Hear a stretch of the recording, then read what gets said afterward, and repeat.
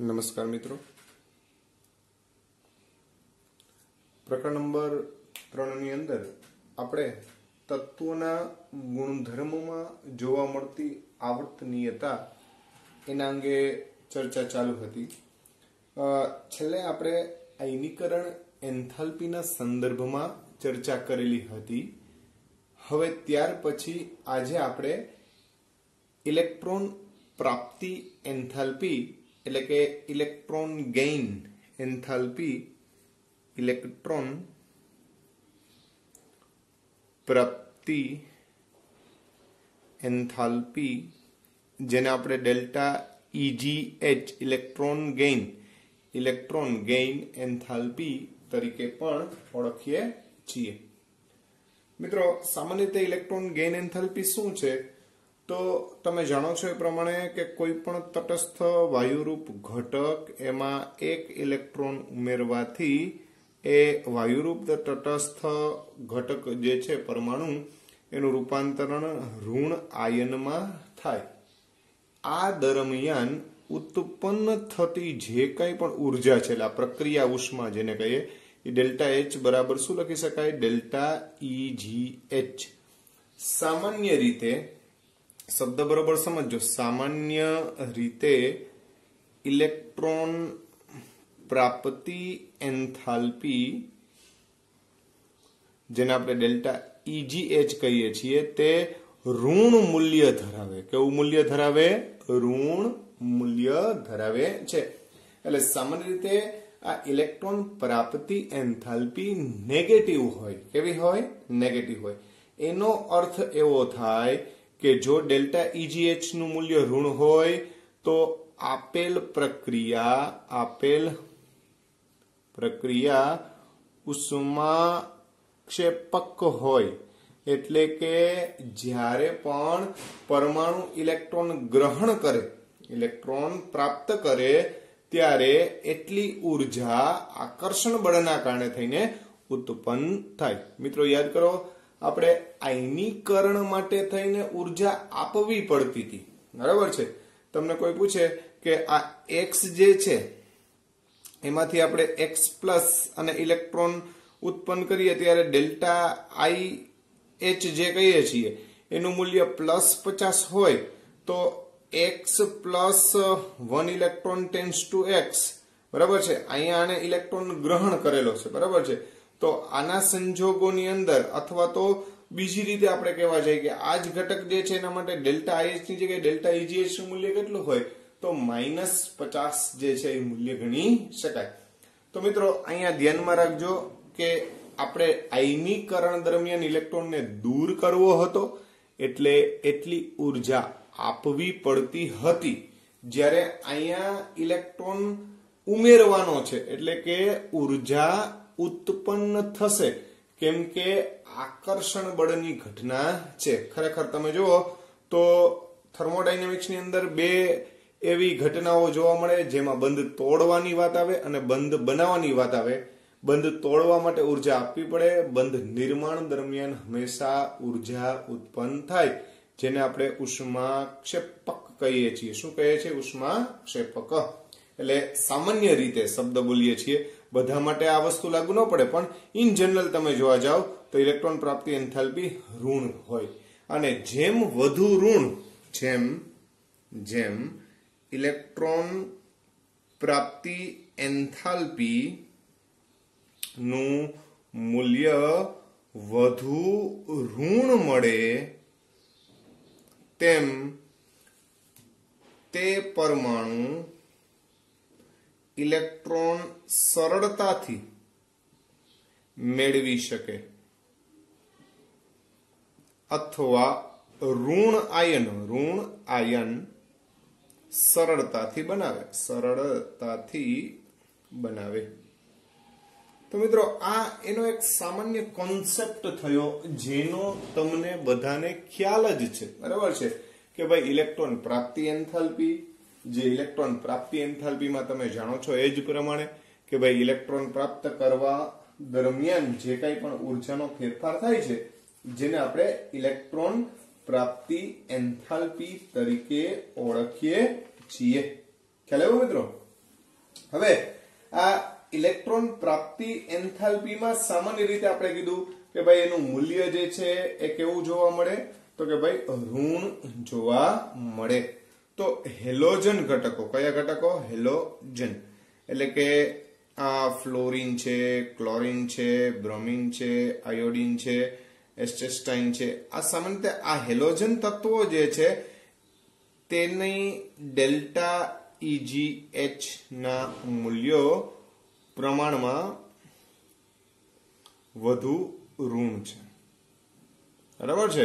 એનો અર્થ એવો થયો કે હેલોજન જે છે એ સરળતાથી ઋણ આયન બનાવી શકે, અને જેમ સરળતાથી ઋણ આયન બનતો હોય એના માટે ડેલ્ટા EgH ના મૂલ્ય જે છે એ ખૂબ સરળ હોય એવું આપણે ગણાવી શકીએ. હવે મિત્રો આ ડેલ્ટા EgH જે છે એનો આધાર શેના ઉપર છે એની આપણે ચર્ચા કરીએ.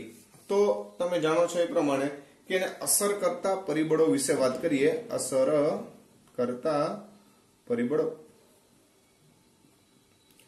તો ડેલ્ટા EgH જે છે એના માટે થઈ અને અહીંયા આપણે 3 પરિબળને ધ્યાનમાં લઈ શકીએ. પહેલું પરિબળ છે કદ. બરાબર છે, કદ. જેમ કદ વધે તેમ ડેલ્ટા EgH નું મૂલ્ય ઘટે. સામાન્ય રીતે આ ચર્ચા ચાલે છે. બરાબર છે. જેમ કદ વધે, પરમાણુ કદ વધે તેમ સામાન્ય રીતે ડેલ્ટા EgH ઘટે.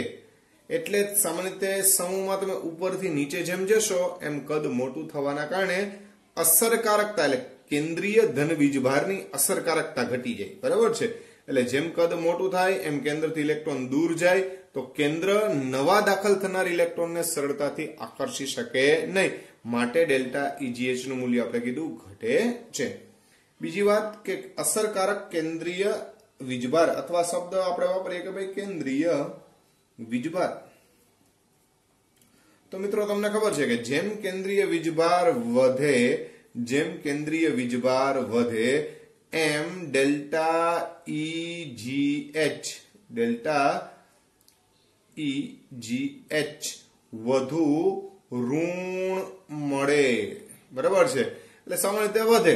બરાબર છે મિત્રો. અહીંયા વધુ ઋણ મળવું એટલે અહીંયા પાછું મેથેમેટિકલી રીતે વિચારતા નહીં. બરાબર છે. અહીંયા ઋણનો મતલબ થાય છે કે ઉષ્મા ઉત્પન્ન થવી.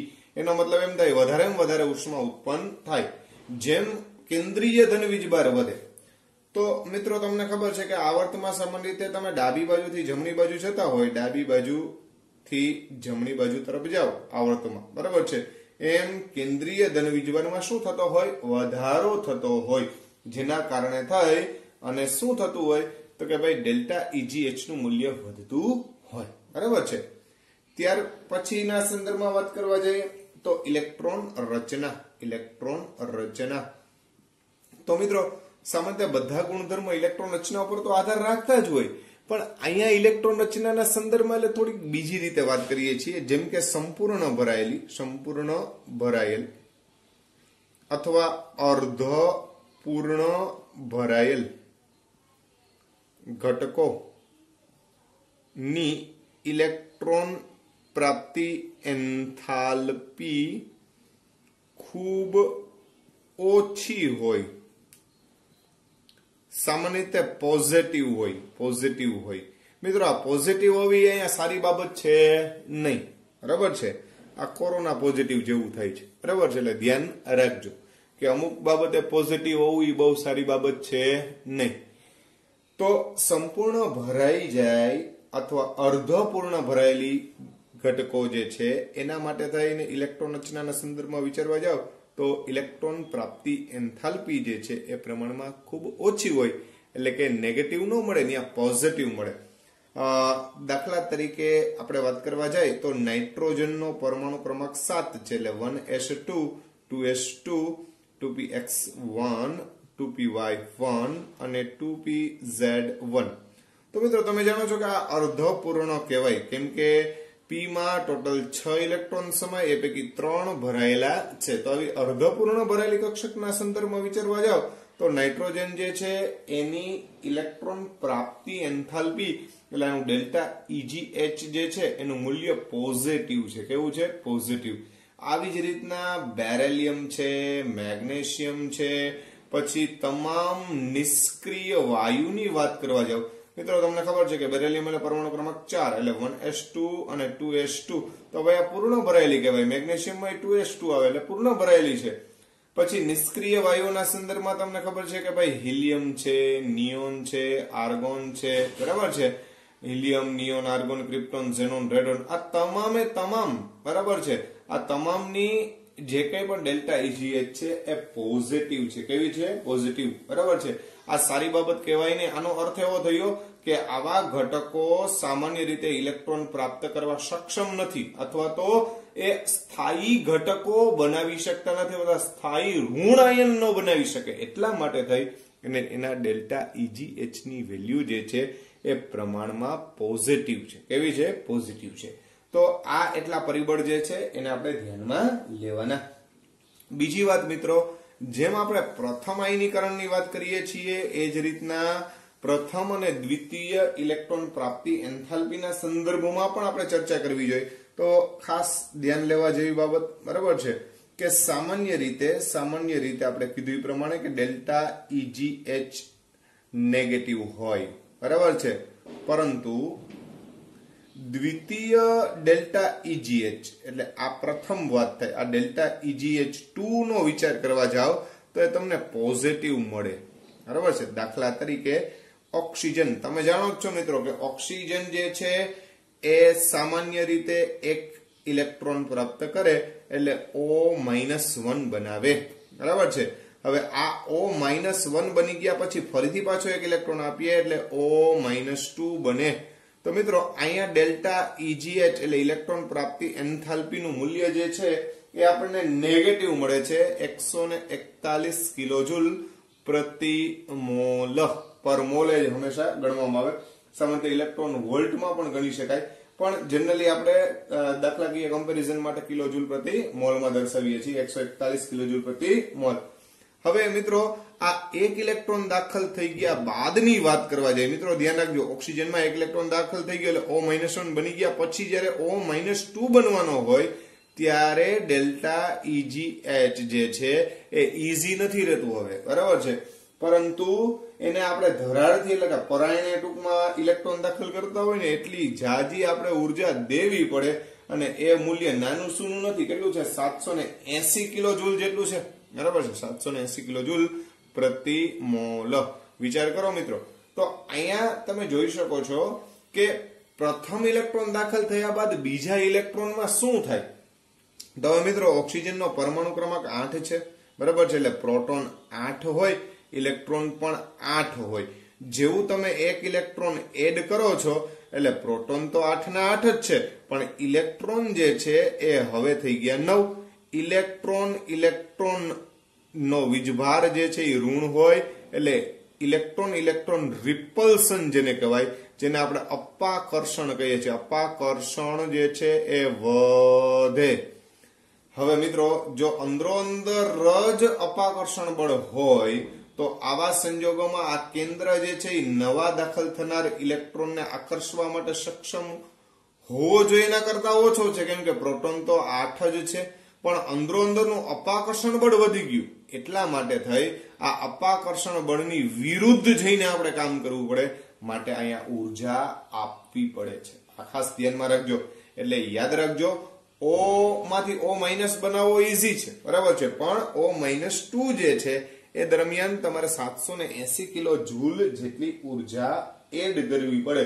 એટલે આની આ જે છે એ પોઝિટિવ વેલ્યુ મળી, અહીંયા આપણને નેગેટિવ વેલ્યુ મળી, બરાબર છે. Same to same way sulphur plus electron ઉમેરો છો ત્યારે તમને ખબર છે કે સલ્ફર -1 બને. હવે સલ્ફર -1 બની ગયા પછી ફરીથી પાછો એક ઇલેક્ટ્રોન નાખો તો તમે S-2 બને. અહીંયા ડેલ્ટા EgH ની વેલ્યુ આપણે ગણવા જાય તો એ આપણને પોઝિટિવ મળે છે, બરાબર છે. અને સોરી નેગેટિવ મળે છે, એ છે -200 કિલોજૂલ પ્રતિ મોલ.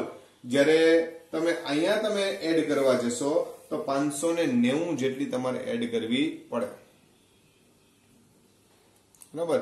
તો મિત્રો અહીંયા તમે જોઈ શકો છો કે આ બંનેમાં વેરિયેબલ બતાવે છે કે એકની પોઝિટિવ છે એકની નેગેટિવ છે. એટલે યાદ રાખવું, હંમેશા પ્રથમ ઋણ આયન બન્યા બાદ દ્વિતીય ઋણ આયન એટલે એમાં બીજો ઇલેક્ટ્રોન દાખલ કરવો હોય તો પોઝિટિવ વેલ્યુ આવે. યાદ રાખજો, ઇલેક્ટ્રોન પ્રાપ્તિ એન્થાલ્પીના સંદર્ભમાં. તો આ વસ્તુ ખાસ ધ્યાનમાં લેવી. હવે તમે જાણો છો એ પ્રમાણે કે ભાઈ અહીંયા કેટલાક ઘટકો એવા કીધા કે જેની પણ ઇલેક્ટ્રોન રચનાના કારણે થઈ અને ઇલેક્ટ્રોન પ્રાપ્તિ એન્થાલ્પી જે છે એ પોઝિટિવ હોય. તો આ વસ્તુ ખાસ નોંધી લેજો બધા કે ભાઈ કોની કોની ઇલેક્ટ્રોન પ્રાપ્તિ એન્થાલ્પી જે છે પોઝિટિવ હોય છે, જે ઘણીવાર આપણે એક્ઝામની અંદર કામ લાગે એવી બાબત છે.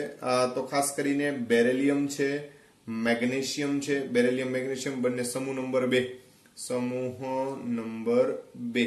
પછી નાઇટ્રોજન સમૂહ નંબર 15, સમૂહ નંબર 15 નું ઘટક છે એ.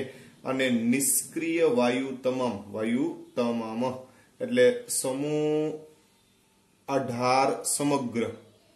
બરાબર છે, આ યાદ રાખવા માટે. તો આ તમામે તમામ જે છે એની ઇલેક્ટ્રોન પ્રાપ્તિ એન્થાલ્પી જે છે એટલે ડેલ્ટા EGH એ પોઝિટિવ છે. કેવી છે? પોઝિટિવ છે. બરાબર. શા માટે? તો તમને ખબર જ છે કે ભાઈ અહીંયા પૂર્ણ ભરાયેલી કક્ષકો આવે છે, આ અર્ધપૂર્ણ ભરાયેલી છે અને ઓમાં પણ સંપૂર્ણ ભરાયેલી કક્ષક છે. જ્યારે કક્ષકો સંપૂર્ણ ભરાઈ ગઈ હોય ત્યારે નવો દાખલ થનાર ઇલેક્ટ્રોન નવી કક્ષામાં દાખલ કરવો પડે અને એના માટે થઈ અને આકર્ષણ બળ એટલે કે અસરકારકતા એટલી બધી હોતી નથી. એટલા માટે થઈ વધુ ને વધુ પ્રયત્ન દ્વારા ઇલેક્ટ્રોનને આપણે દાખલ કરવો પડે.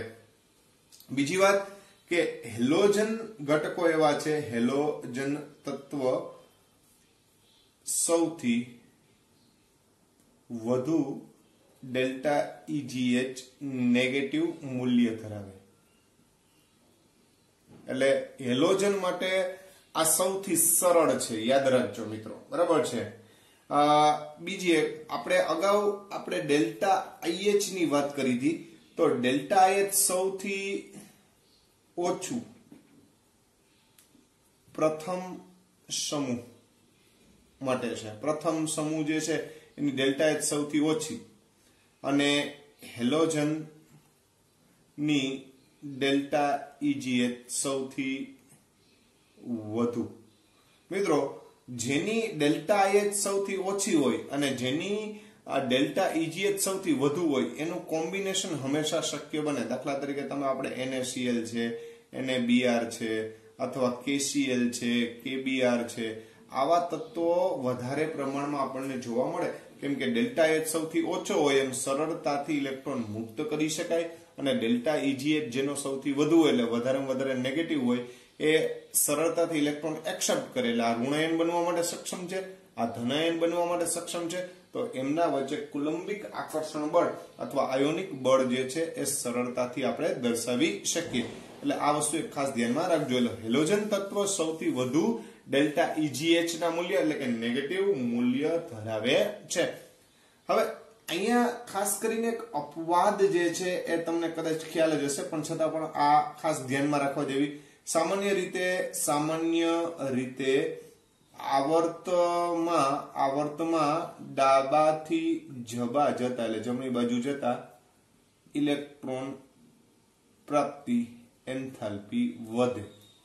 જ્યારે સમૂહમાં ઉપરથી નીચે જતા ઇલેક્ટ્રોન પ્રાપ્તિ એન્થાલ્પી ઘટે એટલે કે ઓછું ઋણ બને.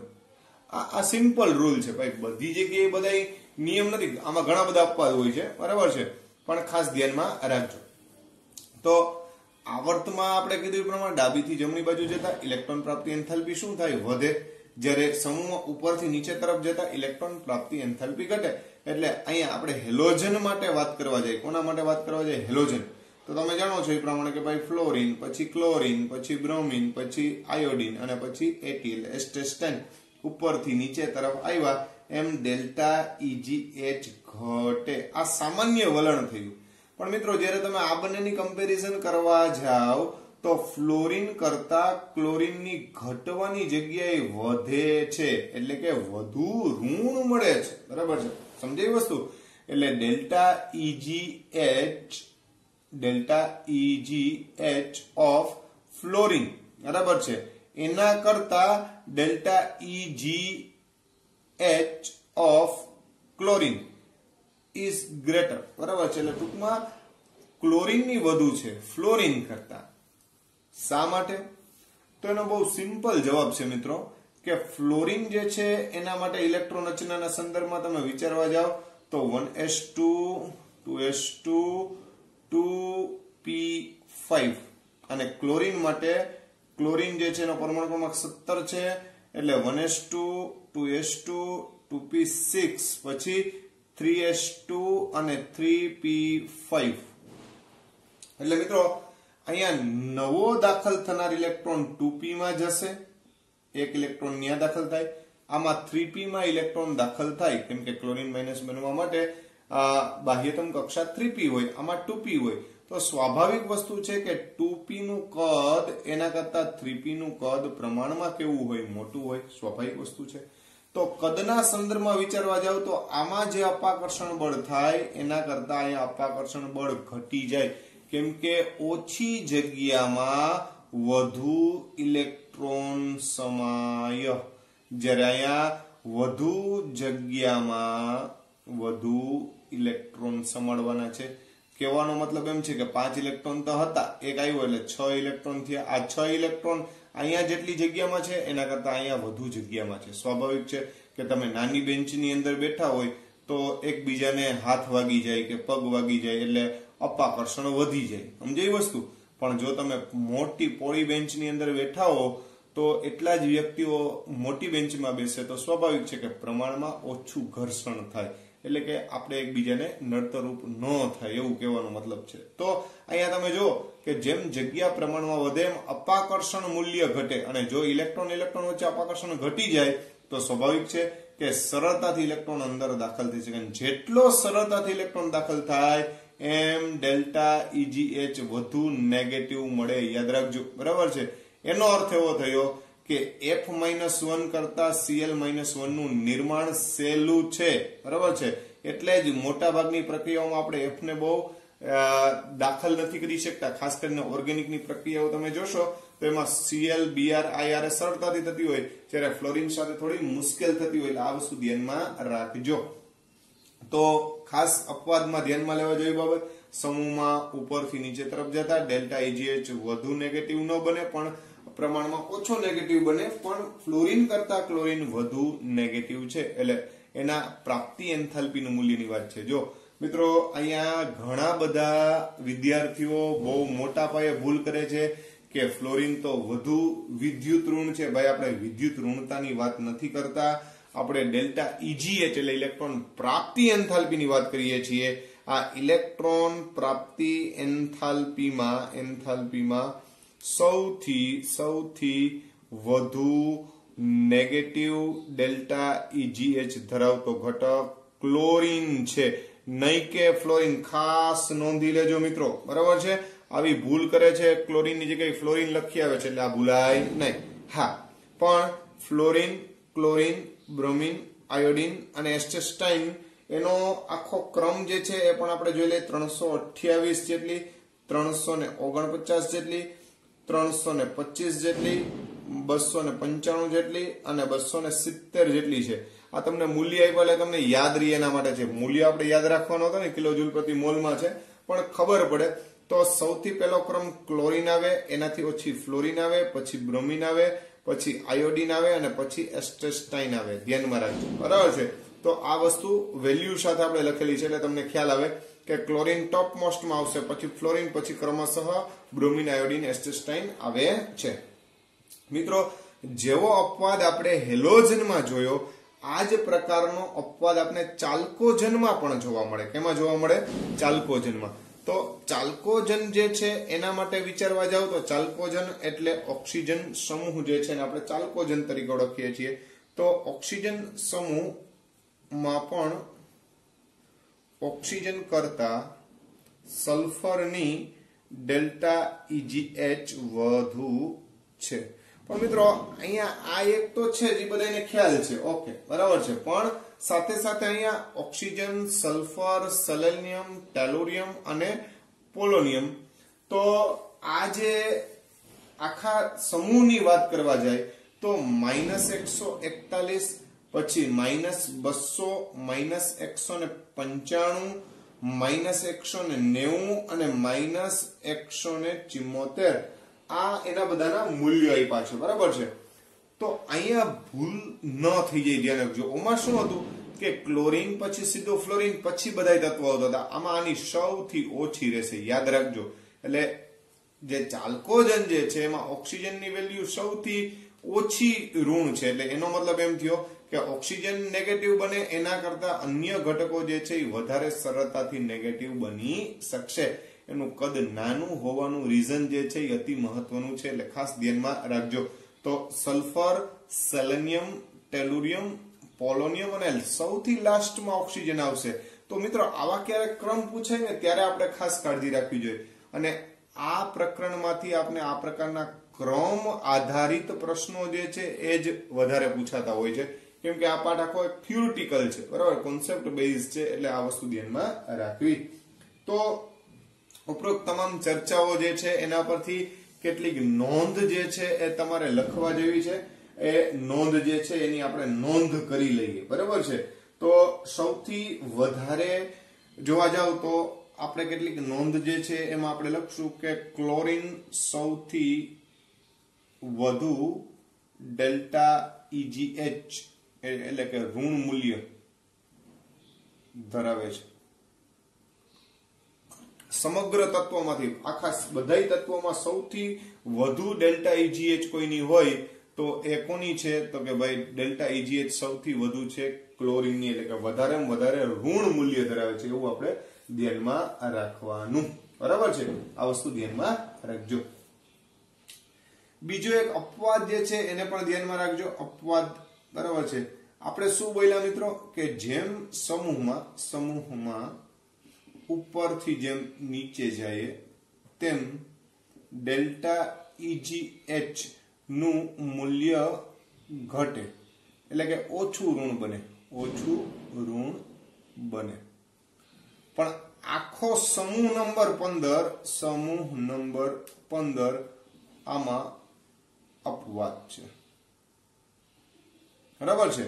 એમાં નાઇટ્રોજનની પોઝિટિવ છે, ત્યારબાદ નાઇટ્રોજન પછી જેમ જેમ તમે નીચે તરફ જતા જાઓ એમ સમગ્ર તત્વો જે છે, બરાબર છે, નાના પાટેકર, ઐશ્વર્યા, સભી, ભિખારી, આપણે એવું કીધું હતું, બરાબર છે, સમજી ગયા. તો આ તરફ જેમ જેમ જતા જાઓ એમ નેગેટિવ મૂલ્ય વધતું જાય, નેગેટિવ મૂલ્ય વધે. એમાં આ એક કેવો કીધો ભાઈ? પોઝિટિવ કીધો, બરાબર છે. ખરેખર તો આ પોઝિટિવ હોય તો એનાથી પોઝિટિવ થવો જોઈએ, પણ અહીંયા ઉલટું છે, બરાબર છે. એટલે ખાસ ધ્યાનમાં રાખજો. નાઇટ્રોજન જે છે એ આપણે પહેલા જ વાત કરી કે અર્ધપૂર્ણ, એટલે આ બધામાં પણ એ નિયમ લાગુ પડે, પણ પછી જેમ જેમ કેન્દ્રથી દૂર જતા જાય, કેન્દ્રીય વીજભારની અસરકારકતામાં ફેરફાર થાય, કદમાં ફેરફાર થતો જાય, એમ એના મૂલ્ય જે છે એમાં પણ ફેરફાર થતો જાય. એટલે ખાસ અપવાદને ધ્યાનમાં લેવા જેવો છે કે ભાઈ સમૂહમાં ઇન જનરલ શું થતું હોય તો કે ઉપરથી નીચે જાવ એમ માઇનસ મૂલ્ય જે છે એ ઘટતું હોય, પણ અહીંયા માઇનસ મૂલ્ય જે છે એ ધીમે ધીમે વધતું જાય છે. એટલે આ વસ્તુ ધ્યાનમાં રાખવા જેવી છે. બીજી વાત તો કે ભાઈ સમગ્ર નિષ્ક્રિય વાયુઓ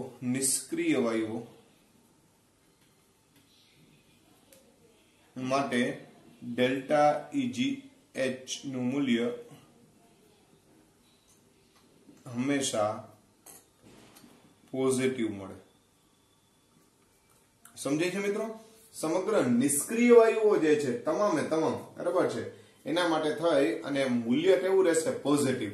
એમાં પણ એક ધ્યાનમાં લેવા જેવી બાબત તો કે ભાઈ આર્ગોન અને ક્રિપ્ટોન ની વાત કરવા જાય. આર્ગોન અને ક્રિપ્ટોન આ બંનેના ડેલ્ટા EGH ના મૂલ્ય સમાન છે. ખાસ ધ્યાનમાં રાખજો, બરાબર છે? સમજી ગયા કે આર્ગોન અને ક્રિપ્ટોન બંને નિષ્ક્રિય અવયવ એવા છે કે જેના ડેલ્ટા EGH ના મૂલ્ય કેવા છે? સમાન છે, બરાબર છે?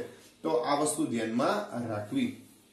તો આ કેટલાક અપવાદ હતા જેને પણ આપણે ધ્યાનમાં લીધા, અને કેટલાક જે કંઈ પણ ફેક્ટ્સ હતી આ ડેલ્ટા EGH ને અનુરૂપ એના સંદર્ભે આપણે ચર્ચા કરી છે.